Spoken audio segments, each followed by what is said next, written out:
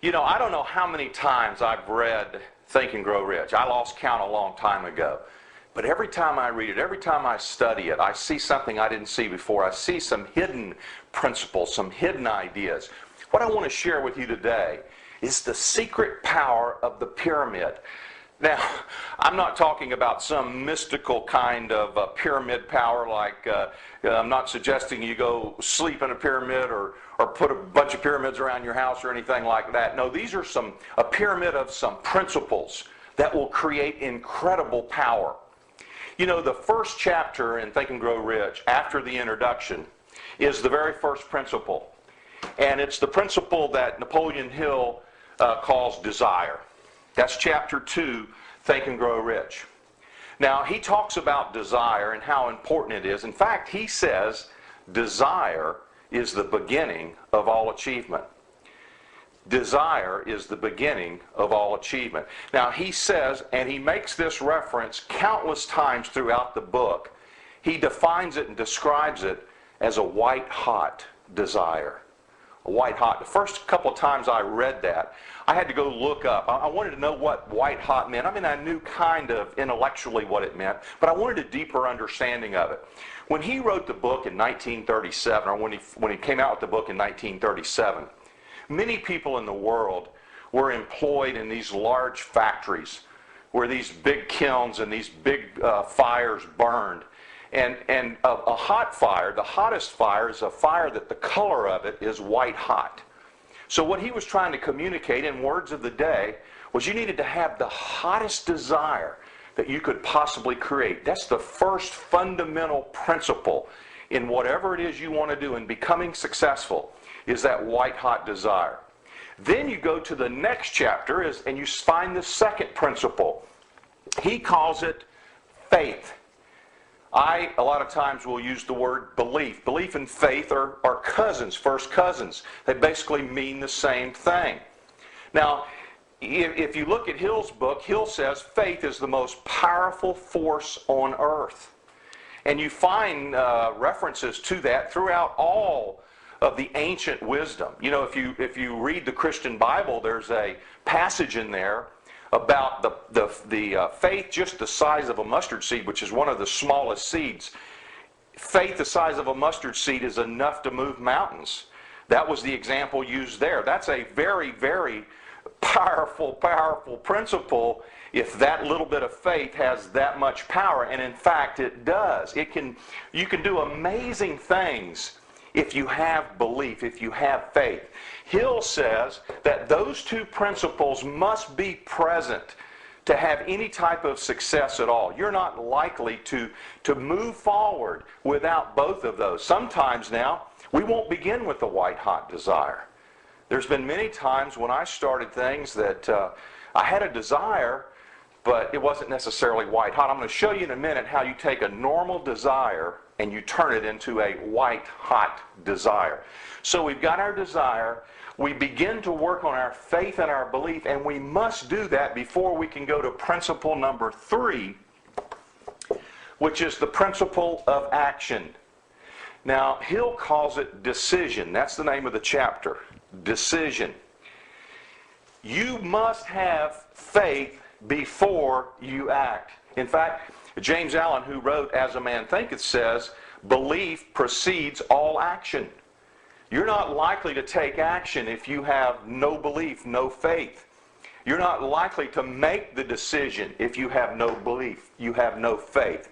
So that's why these follow in the order that they do, not just in Hill's book, but in the order of principles. When we go after something, this is how we must develop it. If you start trying to take action before desire, before faith are there, then you're not going to act very long. In fact, your actions will be very weak.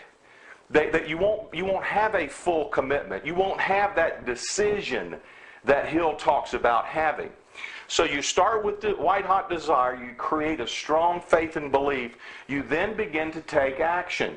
And what happens then is the action feeds the desire. So if we started with desire and we went to then create a strong faith and a strong belief. That fed our psyche in order to take action, make the decision. And I should do this in another color. That action then feeds this desire. What does that do? That's how you create a white-hot desire. That action creates more desire. That desire then feeds my belief and my faith. And that does what? Creates more action.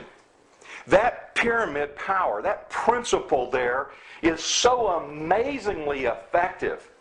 You know, when you start looking at action, Napoleon Hill says they studied 25,000 failures, in fact, 25,000 failures.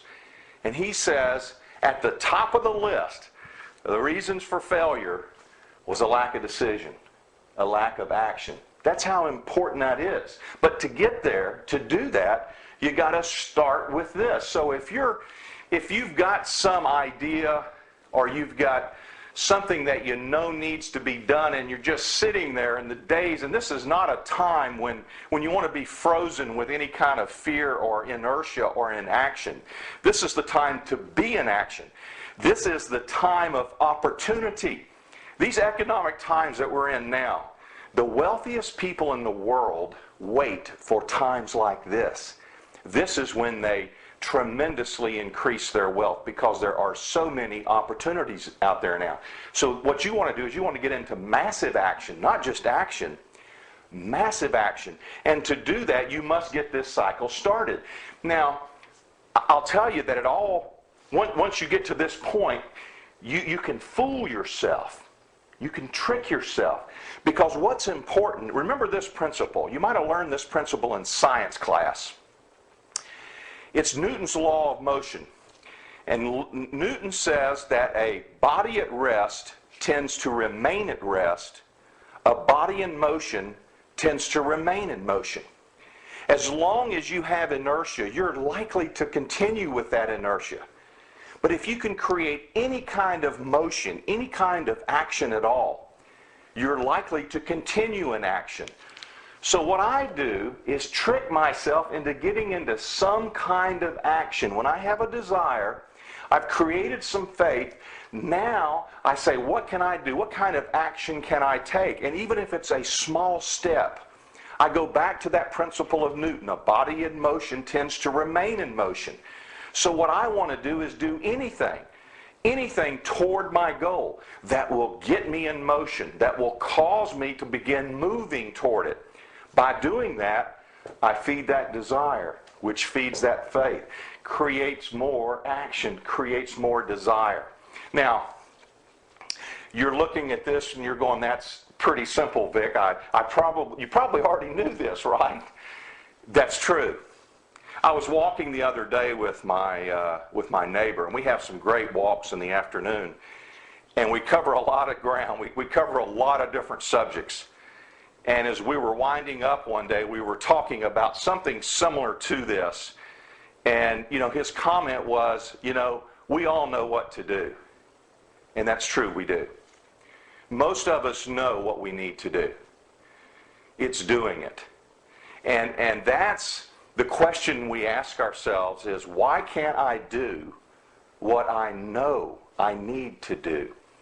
These principles are simple. We've probably learned them many, many, many times. Why can't we just exercise these simple principles?